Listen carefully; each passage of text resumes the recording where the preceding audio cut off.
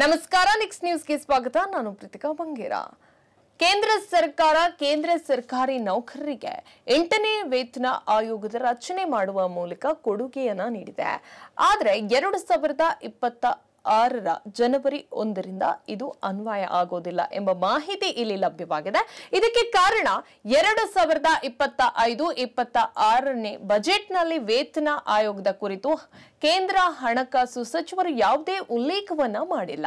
ಸದ್ಯ ಕೇಂದ್ರ ಸರ್ಕಾರಿ ನೌಕರರು 7ನೇ ವೇತನ ಆಯೋಗದ ವರದಿ ಅನ್ವಯ ವೇತನ ಭತ್ಯವನ್ನ ಪಡಿತಾ ಇದ್ದು, ಈ ಆಯೋಗದ ಅವಧಿ 2025ರ ಡಿಸೆಂಬರ್ 31ಕ್ಕೆ ಮುಕ್ತಾಯವಾಗಲಿದೆ. ಫೆಬ್ರವರಿ 1ರಂದು ಕೇಂದ್ರ ಹಣಕಾಸು ಮತ್ತು ಕಾರ್ಪೊರೇಟ್ ವ್ಯವಹಾರಗಳ ಸಚಿವೆ ನಿರ್ಮಲಾ ಸೀತಾರಾಮನ್ 2025-26ನೇ ಸಾಲಿನ ಬಜೆಟ್ ಅನ್ನು ಮಂಡಿಸಿದ್ದಾರೆ.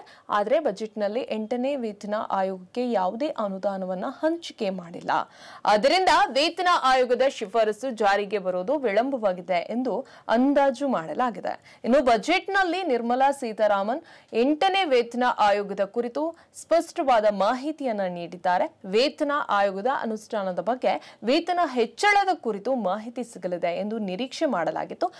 ಆದರೆ 1.2 ಕೋಟಿ ನೌಕರರು ಬಜೆಟ್ನಲ್ಲಿ ನಿರಾಶೆಯನ್ನ ಅನುಭವಿಸಿದ್ದಾರೆ. ಪ್ರಧಾನಿ ನರೇಂದ್ರ ಮೋದಿ ಸರ್ಕಾರ ಬಜೆಟ್ಗೂ ಮೊದಲೇ 8ನೇ ವೇತನ ಆಯೋಗ ರಚನೆಯ ಘೋಷಣೆಯನ್ನ ಮಾಡಿತ್ತು. ಆಯೋಗ ರಚನೆಗಾಗಿ ಸಮಿತಿಯನ್ನ ಕೂಡ ರಚಿಸಲಾಗಿತ್ತು ಎಂದು ಅವರು ಹೇಳಿತ್ತು.